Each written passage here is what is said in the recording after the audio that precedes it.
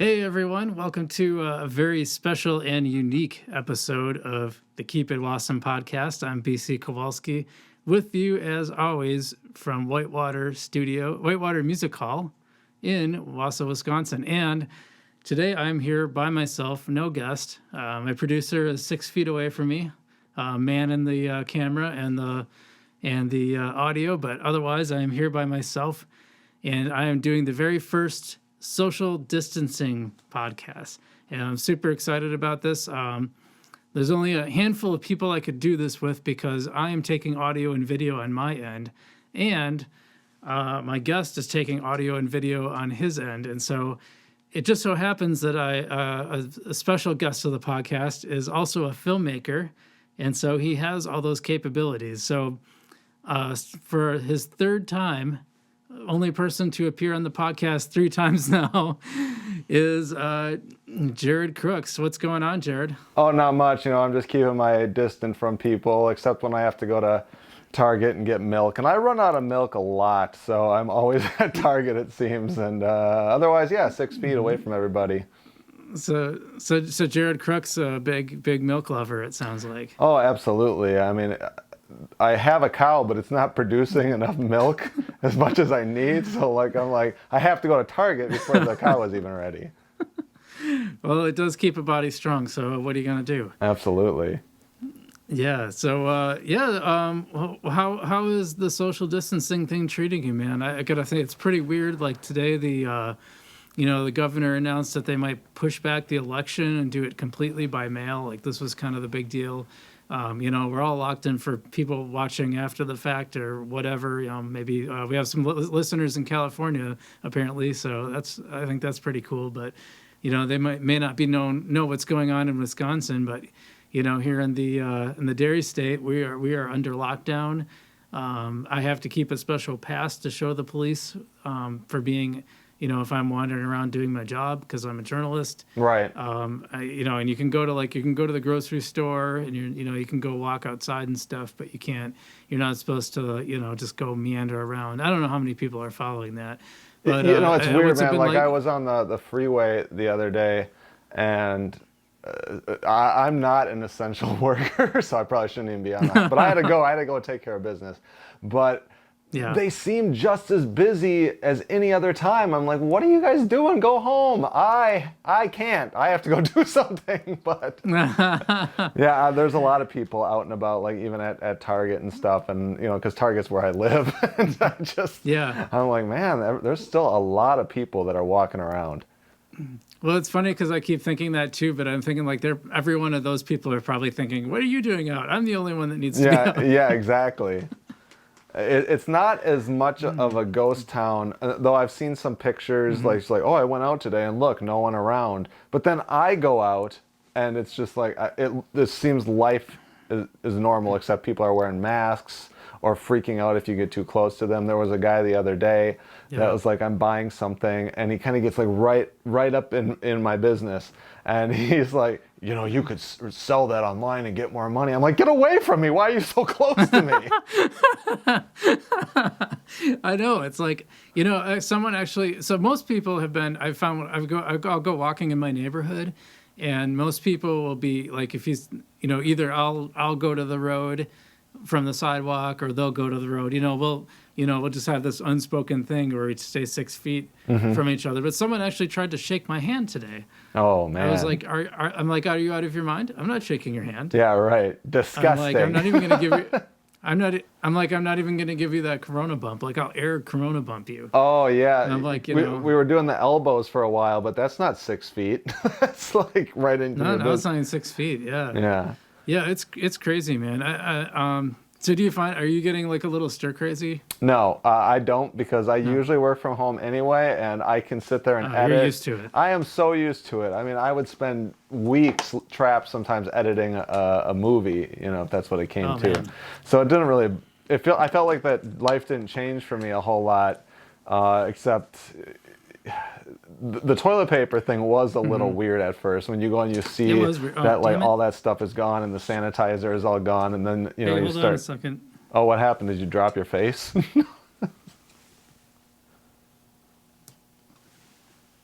Can you hear me, Jarrod? Yeah, I can hear you. Okay. Yeah, I knocked my thing out.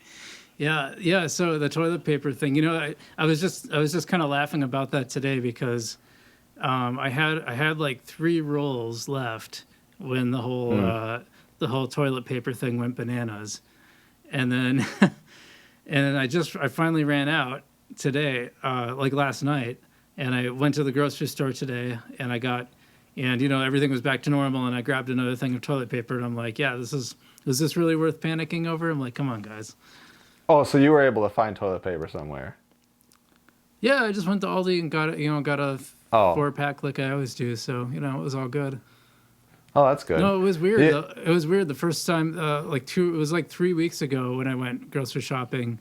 Like half of Aldi's was gone, just all the shelves. Oh were yeah, just I remember gone. you telling me about that. I think you took a picture. Yeah. And one of the things that was it like, because like fresh, fruit and vegetables that aren't gonna, keep well. But was that something that you took a picture of? Like that was like cleared out? Yeah. Like yeah, how long is that gonna because keep? I couldn't. It was weird. Yeah, that was the thing. I couldn't figure out the pattern. Like some of the stuff were things that you would go, oh yeah, of course, pasta. Well, that's gonna keep forever. Rice, sure. Then weird things like all the fresh fruit. It's like that's like you can only hoard that so much of that, right? Yeah. Like it's not gonna stay good. I mean, you can freeze. If it's berries or whatever, I guess you can freeze it. But that was one of the weird things I couldn't understand. And it was funny because even being half full, really, I made some adjustments, and I still mostly bought all the things I would normally buy with some substitutes. And then like the next week, it was pretty much back to normal. And then like the last 2 weeks, there was no evidence of any kind of, it was all gone. Yeah, I do feel like it me is certain things. I was the other day. Okay, so there's a few things that are very interesting that you can't get a hold of right now. My buddy who likes to go to the gym a lot, he asked me, he's like, hey, can I borrow some of your dumbbells? And I'm like, yeah, sure, if you want. It's like, yeah, man. So the gyms are closed, and I go to the store to buy dumbbells. No dumbbells. They're all sold out. So he's like, I'm going to go on Amazon. You can't even get them on there. Then I was talking to this guy at Target, and I was just looking at TVs because I was like kind of just curious. And he's like, yeah, I can probably tell you the price of this TV, but the odds of us having it in stock, probably not. And then he said the other thing that's like sold out and that's like selling a lot is Nintendo Switch. You can't even get one of those. And, and computer monitors are like, it's hard to get those right now. Interesting. Yeah. So. Yeah, you think people would have all this stuff, like someone decide, wait, I should probably get one of those TV things, like. It's like TV's been around for a while. I wonder what the hype's all about. Maybe I should. I heard there's this new invention that you see a picture show right in your living room. A picture show. But the dumbbells thing does make sense to me because, I mean, the people who like to frequent the gym and they can't, and they're like, well, I'll just work out from home. But then everybody now, and of course, you can go on eBay. You can always go on eBay and like you can buy weights they've skyrocketed the price. It's just. Oh, I bet. There's always those scalpers, man. No, it's funny because I think it was about 3 years ago, I bought all the equipment for my home gym because I'm like, well, I can spend this money now, but I'll save it in the long term, saving on fees. Mm-hmm. And, I didn't anticipate something like this, but, my workouts have they've actually increased because, one of the effects of the coronavirus is that my hours were reduced at work. So I don't have as much money coming in, but I also have more time. Right. So I've had more time to work out. So it's actually improved because of the coronavirus. And but I have like an Olympic barbell set with a rack and everything, so I can do squats and bench press and all. So my routine routine is 100% the same. And then you'll go back to your job and you'll be typing on the keyboard and you'll like bust the entire keyboard because you're gonna be so strong. I know. Yeah, I know. Maybe that should be like the next. That should be our next skit. Our next comedy. Yeah, like together. Everybody's going back to work like just buff and hairy because people can't even get haircuts right now because all the barber shops are closed and hairstylists are like they can't work because they can't touch people. Yeah, I've watched some really funny videos of people trying to do it themselves. So another confession time. Like I've for the last like 2 or 3 years I've cut my own hair. Oh, is that right? Yeah, because I really, not so much to save money, but mostly because I just really hate going to get my hair cut. Is it because you have to like, talk to the person and you're just like, oh man, I don't even know what to say. This is so awkward. It sounds bad, but yeah, it is. That's a big part of it. Yeah. Plus, I hate the whole scheduling thing. Like, when am I going to schedule? I don't have any time. Yeah, it's always You know, it's always like a last minute thing for me where I'm just like, well, I really don't care. I'll go in. I'll talk to whoever. I mean, but if I decide like I'm gonna fall asleep, I can do that too. But just whatever. It doesn't bother me that much. It's not just the talking, but it's like it's the fact that like you're holding like super still because someone has sharp scissors pointed at your head. Oh. And then you're also supposed to try to have like casual conversation. It just feels super awkward to me. There's some people that I'm very comfortable with, where like they're very good at, like I've had some people that it's just like they're not even good at talking. Like I think if that should be a skill that you need when you're cutting a person's hair, but I think at the end of the day, you know, people might be a little tired of talking to people casually about whatever. And I went in. I went into this like this sports clip place once when I lived in Stevens Point, and I had the first time I went in there. This gal, you know, I got assigned to this gal. She said hi. I sat down in the chair. She kind of asked me what I wanted to do, and I just, you know, I was like, whatever. This is the thing too, by the way. Female hairstylists, guys don't give a shit what our hair looks like. We just don't care. I mean, just we don't know. We don't know what to tell you. Just make it. I don't want to hack up. I mean, let me rephrase that. Like, we don't know what to tell you. Just make it look good. Yes, okay. Right? Like, they're like, do you want us to do this? And they're like, yeah, sure, that sounds great. I don't care. Like, whatever. You know it looks good better than I know it looks good. So just do. Anyway, so this gal, that was a little tangent. But so this gal like sits down. You know, we establish what we're doing, you know, which whatever you're going to do, just do it. Mm-hmm. And no, it doesn't say a word the whole haircut. I'm like, this is the best thing that's ever happened. And I'm like, I'm coming here all the time. You know what? Never happened that way again. No, okay. I was so disappointed. I was like, I should have took that woman's name and made sure she was there and be like, you're going to be my stylist from now on. Either you got to get that, or you have to have like the same person, so that when you have the conversation, it's like you have something to talk about every time. You know what I mean? I feel like I never get the same person. And that goes back to making the appointment. I don't get a name, because then it's like, oh, I have to schedule with them and when they're free. I'm just like, I go in and I feel like, but, you know, I do feel like maybe this time it won't go so well, and it kind of makes it interesting. You like a little danger. Yeah, I like it a little mystery. Yeah. Like, are they gonna mess up my hair? Because I've had that happen. They ask, how do you do your hair? I was like, I just push it up. I don't care. And then they'll like hack it up, and then I'm like, I have to fix it in certain ways. I'm like, well, this side is completely uneven. You know what? But I don't go back. I'm just like, I'll just deal with it for a month. I don't care, whatever. Well, see, that's the other part of it. Like, I always feel like I never really feel like I get a good haircut. You know what I mean? Like, I always feel like because here's the other thing. Like, no matter what I tell them, I feel like they pretty much do the same thing anyway. So I'm like, well, why don't if you're just gonna do the same thing every time, you know, why don't we save the little song and dance of me trying to tell you what I think maybe sounds like directions for a haircut, and you just cut it. You know what I mean? I'd rather just have like where you can't notice that it's cut, because the thing that I hate the most is when somebody comes up to me and they're just like, oh, nice haircut. I don't know what to say. I shut down. I'm not like, what am I supposed to like? Oh yeah, thanks. I switched barbers. You know, like what are you? Like, what am I supposed I just like, I don't like the compliments. You know. Well, see, that's what's great. When someone says a great haircut, and I have gotten that, I'm always like, thanks, I do it myself, and then they're flummoxed. They're like, that's impossible. Like, this has happened like 5 or 6 times where a woman will say, oh, did you get your hair cut? It looks nice. And I'll say, yeah, actually, I cut it myself. And then they look completely flummoxed. And then they start like looking closer at my head. It's really funny. It happens the same way every single time. It cracks me up. And so I thought, like, I have not noticed a difference between cutting my own hair and going to get it cut. And so I can do it whenever I want. Hey, if you can do it, man. Like, I don't think I could do it. I don't have...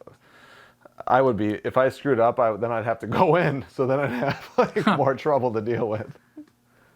Well, really, I mean, I think you and I have kind of the same haircut, so it's pretty easy. Like you just kind of cut the sides short with the little razor thingy mabob, and then you just, you just use the scissors to cut the top down a little bit, and you're good to go. Man, I feel like I would have to spend all day doing that to get it right. I'd be so all day. Oh, come on, it's not all day. Good 12 hours. No, it's literally like 15 minutes. Wow. Maybe 10, and then the thing is, like, if you notice, I'll always like notice something, and then like maybe the next day I come out of the shower and I'm like, oh shoot, I missed that spot, and then you just go cut it because you're right there.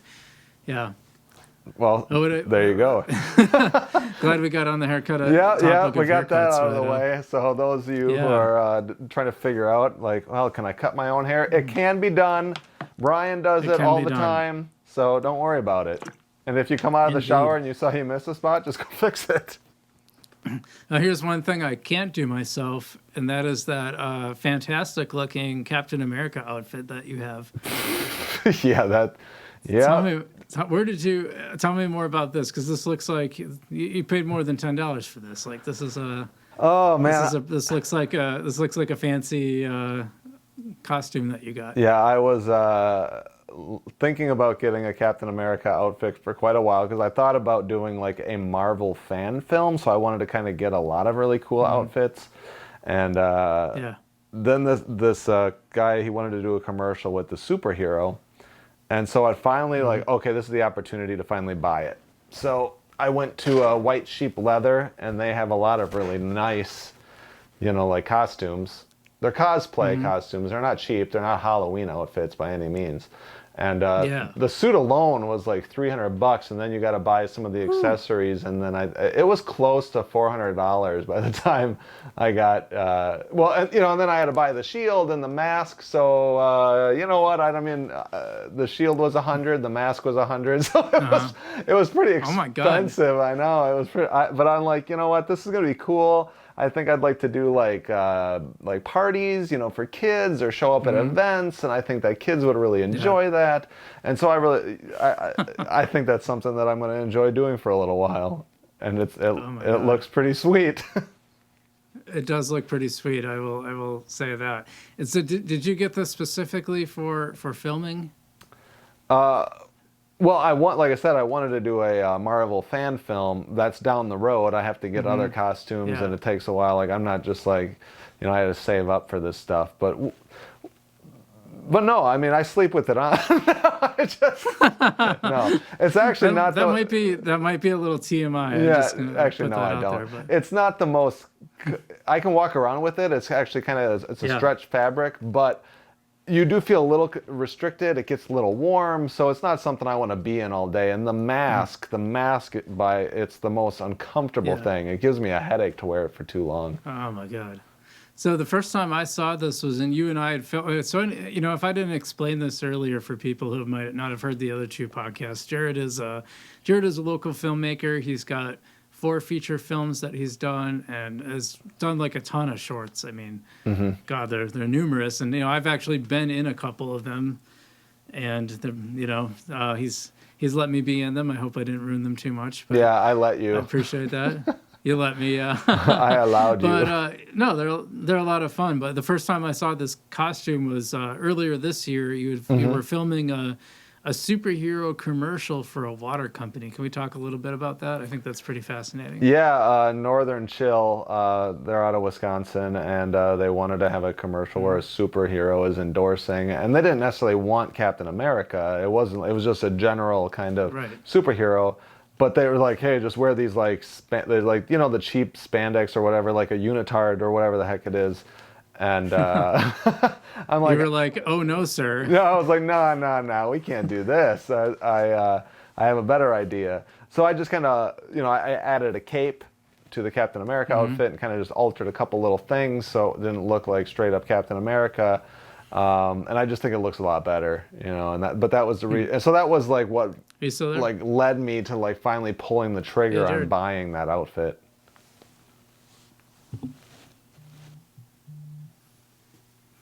Hey. All right, let's try this one more time. I don't know what happened there, but yeah, I lost you. All right. Yeah, well, I can hear you now. You can hear me. Yeah. Well, so originally, I don't know if that's what the case was, because I I had these wireless like earbuds, and I don't know if they died or what, but I don't think they did because when I turned them on, they were still on. I don't know what happened. All right. Were you rolling the whole time? Yeah, it's still rolling. Good. Actually, that's good because we can line them up easier, I think. Yeah. If it was in pieces, it would be a pain. Harold's nodding yes, so good. Should we just like... What were we talking about? We're talking about... Should we like do like a... Yeah, no, we're back! We're back. No, we just keep. We'll just keep talking. Oh, then I just did I this. gave a little promo to my. But I just did this stupid little thing where I'm like blah blah blah. Anyway, no, forget it. We're gonna edit. There's a whole bunch of dead air too that we're gonna edit, so don't worry about that. Oh, okay, good. All right. Yeah, but anyway, I got Jarrod back, and we were just talking about what we were talking about. It was so long ago. The superhero. Oh yeah, that's right. Yeah, no, the superhero water commercial. Oh. So yeah. Hey Google, stop. I'm just. What? Sorry, I don't know why, but the Google thing just started up for. Never mind. Don't worry about it. Okay. Everything's going just crazy. This is going great. Yeah. I'm glad we're doing this. Yeah, we should have worked out the kinks, but like whatever. We're making it happen. That's fun.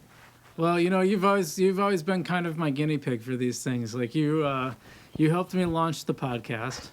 Yeah. And you almost helped with the relaunch, but actually you were busy, and I think you were my second guest when I relaunched it as Keep It Wausome. So yeah. But yeah, you've always kind of been my guinea pig. So you're my guinea pig for the social distancing podcast. Fantastic. Too. I'm glad that I can always be the one to look like I'm a screw up somehow.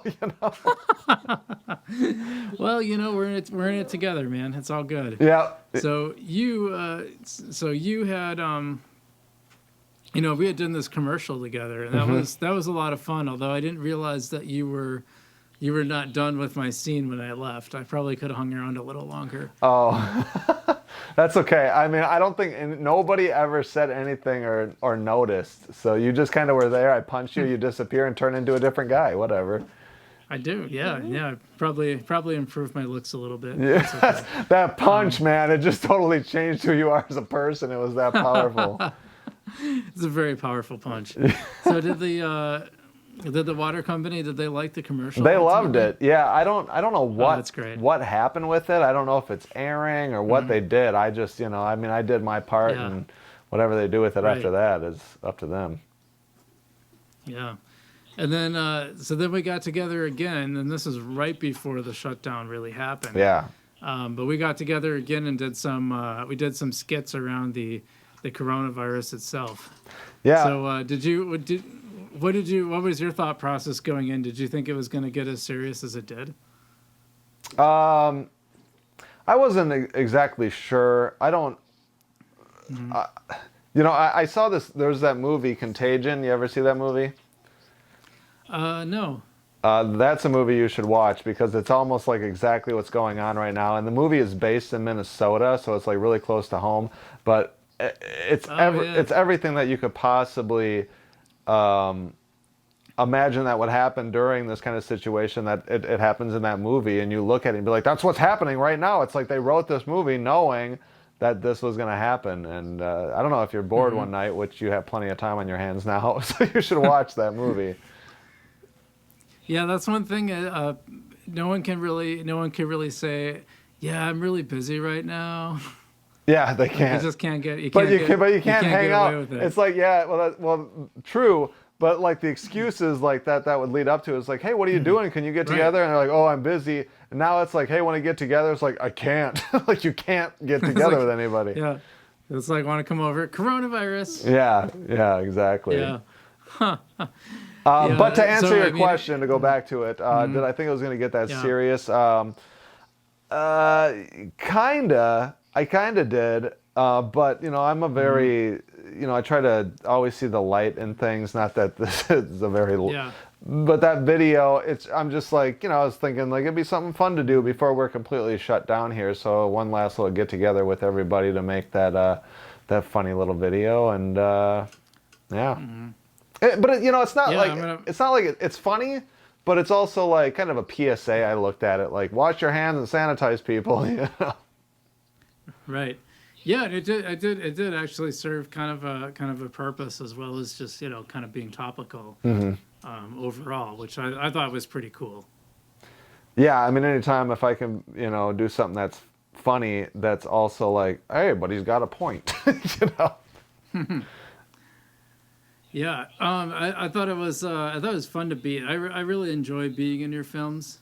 Oh, I think thanks. it's an interesting experience, like being in, because acting is one of those things. I mean, a lot of stuff when people are really skilled at it, it looks a lot easier than it really is. But I think Yeah. acting is one of those things that looks like you watch it and you think, oh, I could do that, and then you actually try it and you're like, wow, this is really hard. Yeah, I mean, there are times, depending what I'm up against as an actor, that it can be challenging. But anything, the more that you do it, the more comfortable you get. And that's how, like for me, walking around in a Captain America suit and acting, am I aware of what I'm like, what it appears? You know, like, yeah, I'm aware that it might look silly. But also, I think that when people see that, it kind of brings a little bit of a smile to their face. And Yeah, I think it does. that's why I do it. I mean, if it makes me smile and I'm enjoying myself, I kind of think that people around me are enjoying it as well and enjoy seeing it. And it is goofy. Like, it's goofy when you're doing something like that. But yeah, that is acting. Acting is silly. It's goofy. It's make-believe. It is a little bit. It is, and you know, I think what happens is as soon as like, it's like the idea like you have to kind of act natural, but you're like hyper aware of the fact that you're trying to act natural, which makes it really, really hard to act natural. Yeah, but I think if you are, if you're a good liar, I mean, this is like if you're a this good is liar, the perspective from like someone like this is the perspective of someone like just starting, you know. yeah. But I think with acting, I think it's being confident and being comfortable in your own skin, which is kind of a weird thing to say because for myself, I'm not always like confident in what I'm doing. But I think overall, like when you go in, you just have to be like, I'm just going to do it. I'm not going to think about it. Because yeah, if you start becoming too aware of everything that you're doing, but there are certain things like now I'm talking a lot with my hands. I know you can't see me, but I'm talking with my hands a lot. That's something I wouldn't do that when I'm acting because that's a distraction and the audience gets like, God, stop waving your hands, you know. So that's something I like. Well, even that. Yeah, even like the little scene where, you know, I'm like at the cash register and I have to pretend like, you know, I can't find my wallet. But I had to do it in a way that was high enough that the camera could see it. So I couldn't just do my pockets, you know, in my pants. I had to like pretend to look at my jacket and all that. And even that little simple thing that would seem really not a big deal, you know, I had to do it in a way that would make sense to the camera. That it's obvious what I'm doing, but I'm also pretending like I'm not actually looking for my stuff. So I have to kind of, you know, and it's like, it's all those little things that make it way more complicated than you would think. And I always thought like, you know, because I could recite scenes almost verbatim from movies, you know, and act about the same way that they did. But I'm copying someone else's performance. Now I have to like actually be somebody else. Yeah. You know what I mean? Yeah, when you're... Or like be that, yeah. Yeah, movement on camera, it's interesting because like when we're talking about like reaching for your wallet, in real life we reach for something and we instantly in our brain know what we're doing, right? But when you are trying to translate something to the audience, like if they can't see that you reach for your pocket, especially when for that particular video, it was basically a silent film with music, right? So you have to be able to, you know, convey what's happening through movement. And it's like if you're coming to an alleyway, you've reached the end of the road and like there's nowhere to go. If like you want to look, let's say you're going to climb up a ladder or something, you have to look up and like show that this is the only way I can go. I've looked at, but in real life you would just like, you'd just go. But like you want to be able to look every direction, let the audience know, okay, that's what you have to almost let the audience for a second think about what he's thinking about, because they can't get inside your brain. You know, does that make sense? You don't know. You know what it reminds me of? When so the first time I took my driver's ed test, I failed it. And the reason I failed it is because my driver's ed instructor said that I didn't, or the tester, not the instructor, said that I didn't check my mirror and I didn't look any of my mirrors. Yeah, I see where you're going. And I was like, I did. And he was like, well, I didn't see you do it. And so the next time I went in, I said, okay, he can't see my eyes move, so I have to be really obvious. So I was super obvious. Like I would tilt my head over and look at the mirror, and I would turn to, I made all my movements like super exaggerated for his benefit, not for mine. Right. That was kind of like, yeah. Go ahead. That's exactly what it is. Like you nailed it. Yeah. That's exactly what it is, because if they can't see what's going on in your brain, like these little shifts in your eye. Like on camera, that actually might be enough. But like if he's sitting next to you, right? Like he's not going to see that. But that's exactly it, man. You have to be able to like show the audience what you're doing, because no one can get in. Right. Yeah, they're not going to know what you're thinking, so. Mm-hmm. So we did this, was it 3 weeks ago now, or was it a month ago? Yeah, I think it was like 3 weeks already, yeah. I lost all track of time. I don't remember what was what. Yeah. It was like pre-corona and corona time. It was like almost like at the beginning, yeah. Well, it was like, I think it was right before things really started shutting down. It was right when the toilet paper panics hit in the groceries. People were hoarding groceries and stuff. And it was kind of the same as, I don't know how old you were during 9/11, but it was kind of the same thing, but with people were doing that with gasoline, like that evening. The evening of 9/11, like cars were just lined up around the block. You remember that? Yeah. Yep. It reminded me of that, but it's like more. I wasn't that young. I mean, like I was. I never remember how old you are. So man, I was 15 or 16 at that time. Yeah, I think I just turned 16. Yeah, I believe I was 21. I think. Yeah. Something like that. And gas prices, I just went the other day, I was driving and I had to get gas. $1.39 for gas where I went. $1.39, that's crazy low. Oh, wow. I have not seen it that low. That is low. Since I first got my driver's license. I know, I was a teenager when it was that low. Jesus. Yeah, it was. I know. I drove by, even the Quick Trip here, I drove by today and it was like $1.64. Like, I couldn't believe it. And $1. I've heard other places are cheaper than Wausome. Well, just seeing that one, just starting with that one, I haven't seen it start with $1 in a very long time. Right. Oh, that's. So, what kind of stuff are you?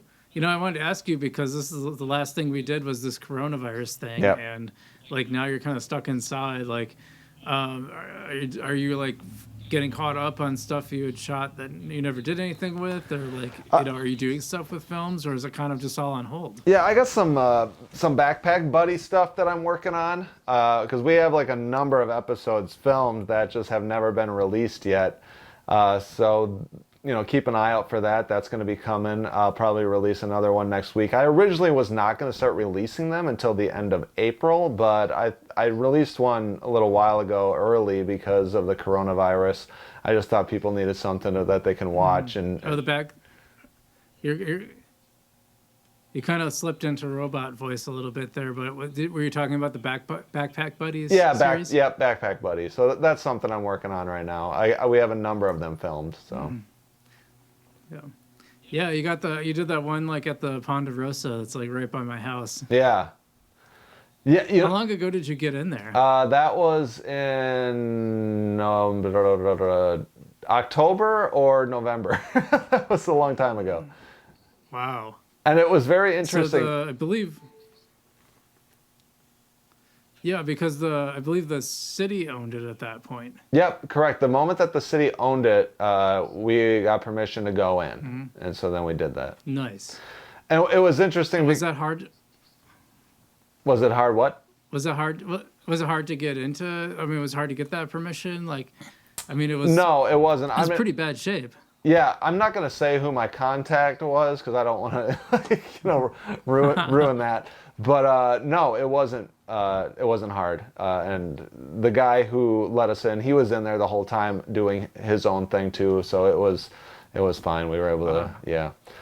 But people were giving me a hard time when I posted it. And in fact, I did see that the Wausome police did comment on YouTube about it, saying like, they don't, condone people like breaking into places. I had a comment back saying, I do not break into this place. I do not, encourage people to break into places to explore. So I let that be known. And yeah, please, if you want to be exploring things, please get permission. Don't do that. I get permission. And well, that's a big thing in the exploring community, the urban exploring community, right? Like I remember Randy talking to me about that like everyone, it's like people who are serious about this, like the getting permission part is like a key element of that, thing. Right, right. And so, yeah, we get permission and people are commenting, even when I share it on Facebook, it's like, oh, you're breaking into places that you shouldn't be. And it's like, no, I'm not breaking in. I mean, I suppose that maybe I should be like very specific when I'm putting these things up, saying like, just so you know, we had permission, but I don't think about that. I'm just like, here's a video, enjoy it. But apparently I really got to like be, on top of it and make sure it's like, all right, people, I didn't break in, so don't get any ideas. Right. Yeah. You've done some pretty interesting ones with that Backpack Buddies show. And, the one that you did that you left me out of that I'm super mad about is the Estonian church by Gleason. Yeah. Yeah. I'm sorry. I would have like, yeah, I'm still like not speaking to you about that, just so you know. But you are. I didn't know that you wanted to go up there. Yeah, I didn't know. Yeah, we'll have to get you in on some of these sometime. I mean, I'm pretty sure I'm the one who told you. I'm pretty sure I'm the one that told you about the Estonian church. Maybe not. I don't know, but maybe I don't. I'm just kidding. I don't even remember. Okay, I'm like just to be clear, like I'm 95% giving you a hard time. No, it's you're 3% giving me a hard time. No, I get it. No, that was I got a kick out of seeing the Ponderosa one, and at first I was like, wow, they went in now. I'm like, oh no, of course they did this earlier and they just got around to editing it. But yeah, were you a little nervous walking into that? I mean, it was basically gutted in a fire. Were you a little nervous like walking in there? I don't know if it's just that there's something wrong with me, but like nothing like that bothers me. I don't mind going in. Yeah.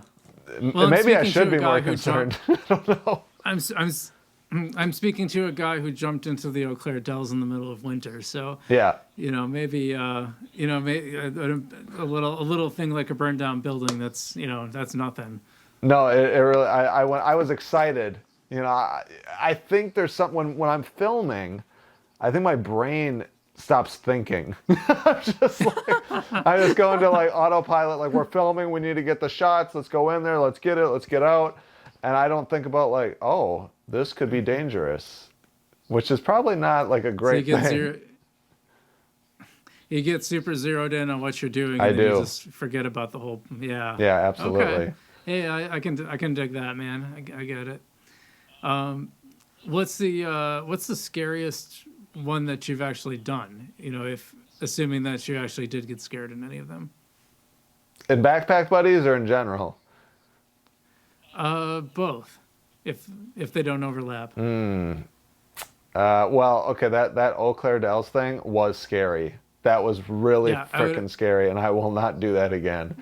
That was. I was scared watching it, dude. It was so bad. For people that didn't see the film, him and Randy, like as part of a skit, like actually jumped into the river part of the Eau Claire Dells, like in the middle of winter. I did not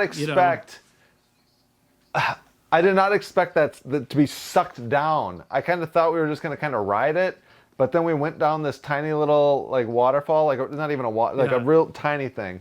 And right after I was sucked down, Randy and I both were sucked down. And the moment you felt like you were falling so fast, all I could do was just try to get back to the top as quickly as possible. That was so scary. Yeah. I saw that. I was like, oh my God, they didn't. I was like, and I kept looking at it. I'm like, there's no way they faked this. I can't see how they could have We faked did this. They not. must have actually done it. Yeah, we did it. Oh my God. Oh man, never No, it again. gave me a. Yeah, that was like, that was probably the one thing that you filmed that I watched and just about gave myself a heart attack watching, because I just couldn't believe I was like, oh my God. Oh, good, but like I'm glad because like I like So yeah, I like people we'll to be never do scared. that again. That's a good thing. Yeah, so that one was probably because here's the thing, like when I'm doing like certain stunts, most of the time I have control over it. Okay, well here's a good example. Yeah. Going back to like water stuff. This guy asked me to jump off of this deck down into this like pond, and it was a decent jump, but like the water was going to cushion it, right? That one scared me a lot because I can't see what's under the water.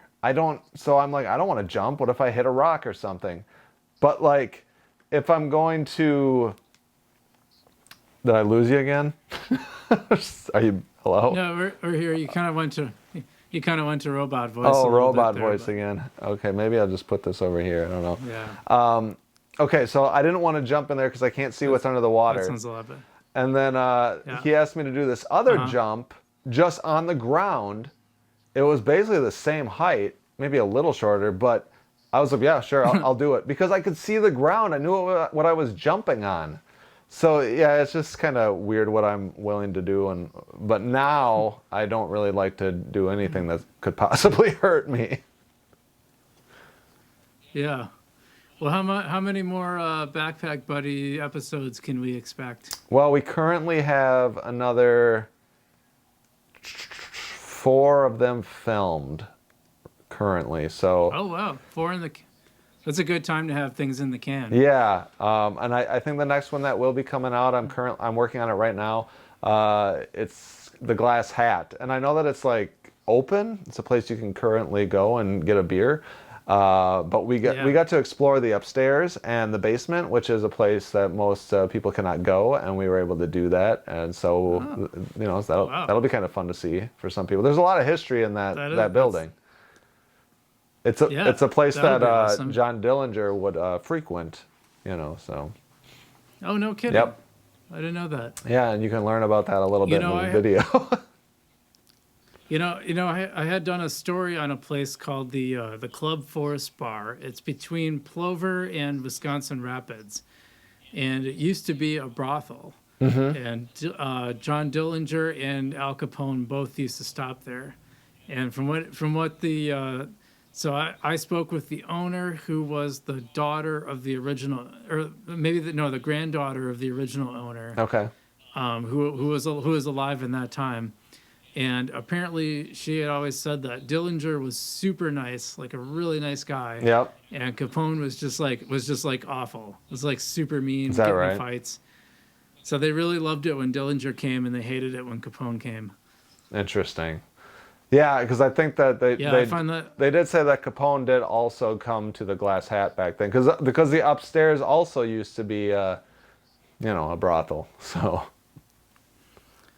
It's crazy how common that stuff was not that long ago, Yeah, that it seemed like it was everywhere, and if there was a brothel, John Dillinger was there apparently. Does it have a brothel? All right, I'm there. I guess the Glass Hat is half full. I don't know. There you go. Yeah. Stupid joke. So dumb. Obviously, we're getting to that point where I'm making dumb jokes. So, well, Jarrod, if people want to find Backpack Buddies or anything else on your YouTube, where should they look? You can find just type in Jarrod Crooks on YouTube. My profile will pop up. Please subscribe. Oh yeah, and by the way, your name is spelled funny. Tell them how. Oh tell yeah, how I suppose it's spelled Jarrod Crooks, Crooks. So just my first name is funny, and the other one is just your normal bad guy last name. Yeah, right. Yeah. Yeah, and I'm BC Kowalski. You can follow us on Keep It Wausome on Facebook. Got our own Facebook page, getting a whole bunch of followers. You can also see us on YouTube, where we'll have this video up if you're not watching it on video right now. and that is Keep It Wausome. We have our own channel, as well as Spotify and iTunes. Make sure you subscribe to our YouTube channel to help us out, and give us a nice review on Spotify or iTunes. So hey, thanks for doing this social distancing podcast. I won't tell anyone your location, but you are very distant. So, that's cool. I'm so far away. Yeah. So distant. And I should also mention my patient and hardworking producer, Harold Mello. Yeah, thanks, Harold. He's got a great... Thanks, Harold. Jarrod says thanks. He can't hear you, but I passed it on. He gave the thumbs up. Oh, good. So Harold is in a band called Substyle. You should definitely check them out on Facebook and YouTube and all the music platforms. They're on all of them, I'm pretty sure. Probably ones I've never heard of. And, well, I always end my podcast, Jarrod, by saying, keep it Wausome. And I don't know if you said keep it Wausome on the very first one because it was live at Daly's, but I think you might have on the second one. I just remember that I can't be the last one to talk. That's all I remember. Oh, yeah. Yeah. I was going to use that. I was going to use that for the greatest hits for sure. Oh, awesome. Wausome. Wausome. Well, anyway, thanks so much for being on, and keep it Wausome, Jarrod. Yeah, you keep it Wausome. No, you keep it Wausome. Oh, okay, I will. All right, bye, everybody.